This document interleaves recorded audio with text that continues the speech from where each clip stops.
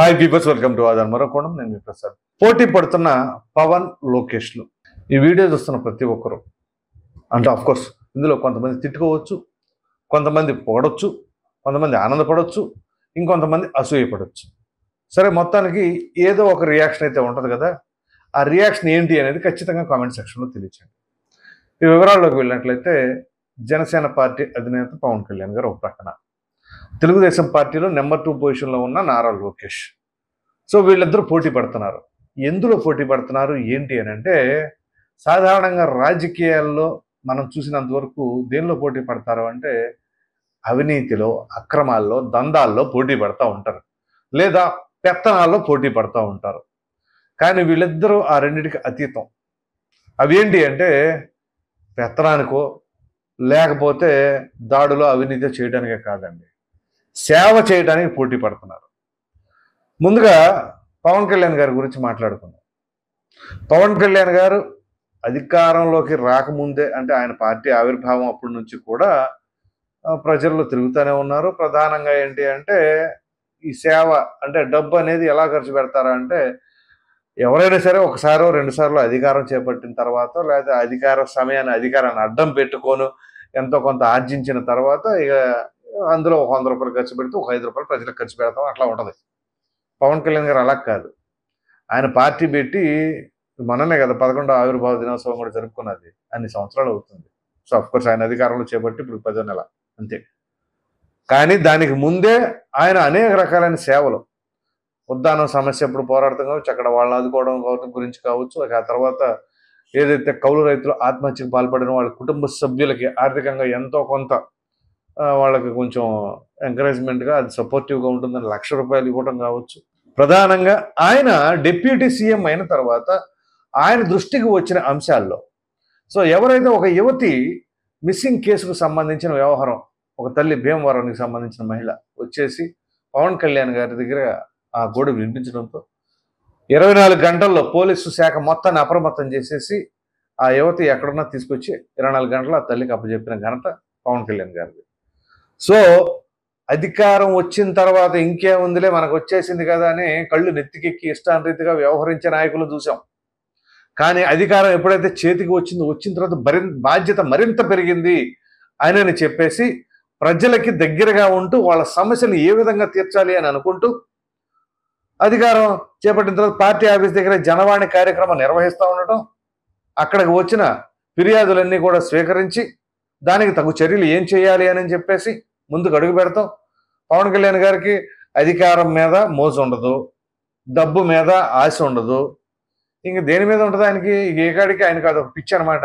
నేను ఎప్పుడు ప్రజలకు ఏదో ఒకటి చేయాలి, మరి వాళ్ళ మా తల్లిదండ్రుల దగ్గర నుంచి ఎట్లా వచ్చింది ఏంటో తెలియదు, కానీ ముగ్గురు అన్నదమ్ములు అదే తరహా ఫస్ట్ నుంచి కూడా.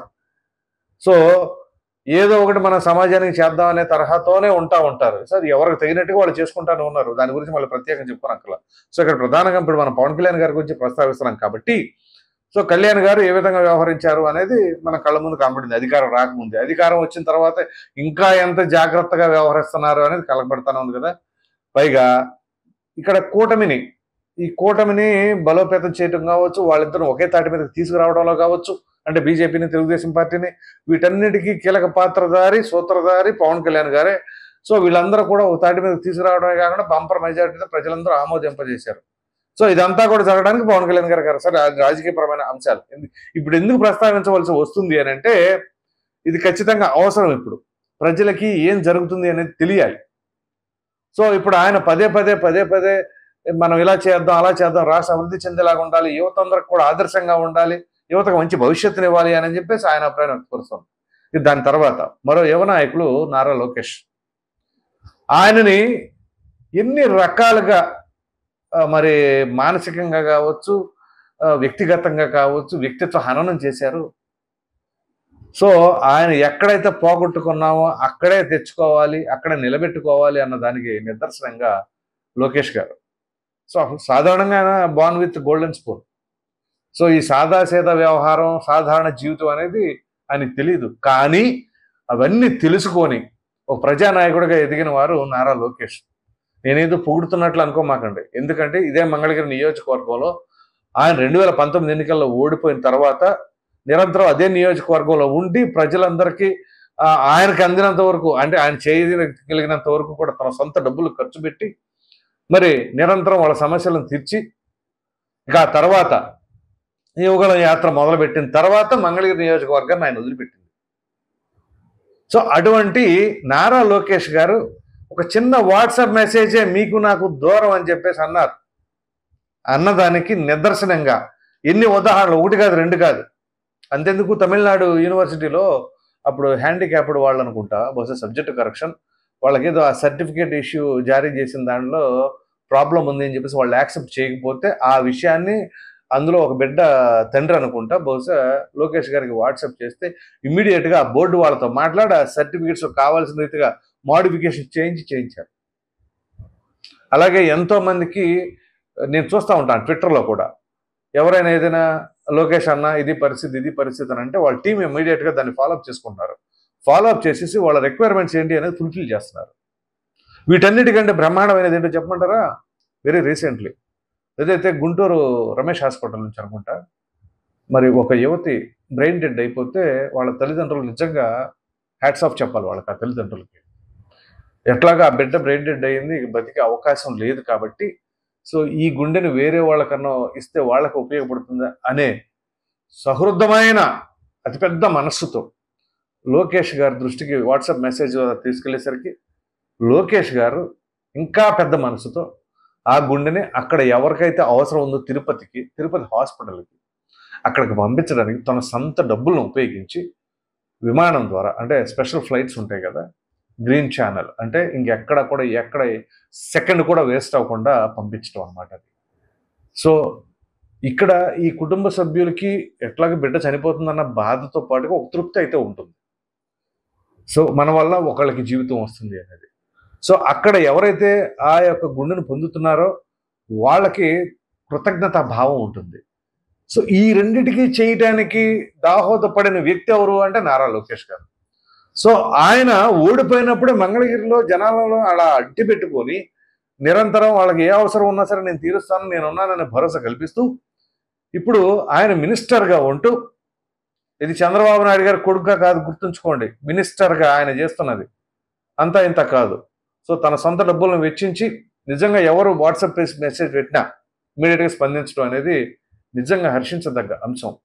మీరు కావాలంటే ఇందులో అనుమానం ఉన్న వాళ్ళు ఎవరైనా సరే నారా లోకేష్ గారికి వాట్సాప్లో మెసేజ్ పెట్టండి, నిజంగా జెన్యూన్ ప్రాబ్లం అయితే పెట్టండి. పెట్టిన తర్వాత ఆయన స్పందించకపోతే నన్నే క్వశ్చన్ చేయండి, నేనే సమాధానం చెప్తాను దానికి కూడా. ఎందుకంటే నేను స్వయాన ఒక ఎడ్యుకేషన్ సిస్టమ్కి సంబంధించి సమస్య ఉంటే లోకేష్ గారికి వాట్సాప్ చేస్తే ఇమ్మీడియట్గా ఆయన రెస్పాన్స్ ఇచ్చారు. సో అది బాధ్యత. అంటే ఇక్కడ మనం గమనించాలి, ఇది చాలా కీలకమైన అంశం. గత ప్రభుత్వ హయాంలో వైసీపీ నాయకులు మేము సింగిల్ అంటారు చూసారా, ఇది వైనాట్ 175 పాట పాడారు కదా, ఈ సింగిల్ అన్నవాళ్ళు అందరూ ఒక పార్టీ వాళ్ళేక, అప్పుడు ఒకే పార్టీ కదా వాళ్ళది. ఆ ఒక పార్టీలోనే డిఫరెంట్గా ఎవరు ఎంత దోచేసుకున్నా, ఎవరు ఎంత తినేసాం, ఎవరు ఎన్నిసార్లు దాడులు చేసాం, ఎవరు ఎన్నిసార్లు బూతులు తిట్టాం అనే దాంట్లో పోటీ పడ్డారు. గుర్తుందిగా, ఒక కృష్ణా జిల్లాలోనే బీభత్సమైన పోటీ ఉంది. అది నానీల మధ్య కావచ్చు, నాని జోగిల మధ్య కావచ్చు, జోగి వెల్లంపల్లి మధ్య కావచ్చు. దేనికి పోటీలు? ఎవరు ఎక్కువ సార్లు తిడతారు, ఎవరు ఎన్నిసార్లు తిడతారు, పవన్ కళ్యాణ్ ఎవరు ఎన్నిసార్లు తిట్టారు, ఎన్ని బూతులు తిట్టారు, వీటి మీదే. లేదా చంద్రబాబు నాయుడు గారిని లోకేష్ గారిని ఉద్దేశించి ఎవరు ఎన్నిసార్లు తిట్టారు, ఎవరు ఘాటుగా తిట్టారని పోటీలు పడ్డారు. లేదా ఇంకొంతమంది మాజీ మంత్రులు ఉన్నారు, ఎవరు ఎంత దోచేశారు, ఎవరు ఎంత తినేశారు. ఒక సీనియర్ అనలిస్ట్ నాతో లైవ్ డిబేట్లో చెప్పారు, వాళ్ళు డైరెక్ట్గా ఓపెన్గా మాట్లాడుకుంటున్నారంట, రోజుకు ₹1 కోటి టార్గెట్గా పెట్టుకొని ఇవాళ నీ టార్గెట్ ఎంతవరకు రీచ్ అయ్యావని చెప్పేసి ఆయన ముందే మాట్లాడుకున్నారంట. ఏంటి అని చెప్పి కావాలంటే ఆ వ్యక్తిని కూడా మరలా నేను స్టూడియోలో కూర్చోబెట్టి మరీ మాట్లాడిస్తా. సో ఆ విధంగా జరిగినాయి అవినీతులు, అది పోటీ పడ్డారు వాళ్ళు. ఇక్కడ వీళ్ళు చూడండి, నేను నా సొంత డబ్బులు ఖర్చు పెడతా అంటూ ఎవరు నిరంతరం ఎవరికి ఏ అవసరం ఉన్నా సరే ఇమీడియట్గా స్పందించి చేస్తున్నది ఎవరు? 2 విభిన్నమైన పార్టీలు. మరలా ఇక్కడ గుర్తుంచుకోండి, వీళ్ళు అక్కడ ఒకే పార్టీలో ఆ రకంగా అవినీతికి, అక్రమాలకి, బూతులకి పోటీ పడ్డారు. ఇక్కడ 2 విభిన్నమైన పార్టీల్లో ఒకే కూటమిలాగా ప్రయాణించడం ఒక ఎత్తు, ఆ కూటమిగా ప్రయాణం సక్సెస్ఫుల్ చేయటంలో మరొక ఎత్తు. పైగా అధికారం చేపట్టిన తర్వాత ఇద్దరు విధి విధానాలు ఒకే తరహాలో, ప్రజలకు సేవనే అందించాలి, మన ప్రజలకు దగ్గరగా ఉండాలి అని చెప్పేసి చేస్తున్నారు చూసారా. ఇది నిజంగా ప్రతి ఒక్కరు కూడా హర్షించదగిన అంశం. ఇట్లాంటి నాయకుల్ని గనక ఓడిస్తే ప్రజాస్వామ్యంలో ప్రజలు ఎన్ని సమస్యలు ఎదుర్కొంటారు అనే దానికి ప్రత్యక్ష తార్కాణం. చూడండి మీరు, ఇదే 2019లో లోకేష్ గారు ఓడిపోయారు, పవన్ కళ్యాణ్ గారు ఓడిపోయారు. మరి అప్పుడు ఏం చేశారు? గాజువాక నియోజకవర్గం కావచ్చు, భీమవరం నియోజకవర్గం కావచ్చు, పవన్ కళ్యాణ్ గారు ఓడిపోయిన నియోజకవర్గాల్లో ఏం జరిగింది? ఇదే మంగళగిరి నియోజకవర్గాల్లో ఏం జరిగింది? మంగళగిరి నియోజకవర్గంలోనేమో తెలుగుదేశం పార్టీకి సంబంధించిన కార్యకర్తలు వాళ్ళని చెప్పేసి కొంతమంది రోడ్డు ఎమ్మటి ఇల్లు ఉంటే అర్ధాంతరంగా వాళ్ళకి ఎక్కడ వేరే పునరావాసం కూడా కల్పించుకోకుండా ఇళ్ళన్నీ డెమాలిష్ చేశారు. ఆ వ్యక్తి పేరు ఎందుకులేండి, అప్పుడు ఎమ్మెల్యేగా చేశారు. సో తీరా కట్ చేస్తే ఇప్పుడు ఆయన ఆ పార్టీలో లేడు. అలా ఉంటుంది అనమాట.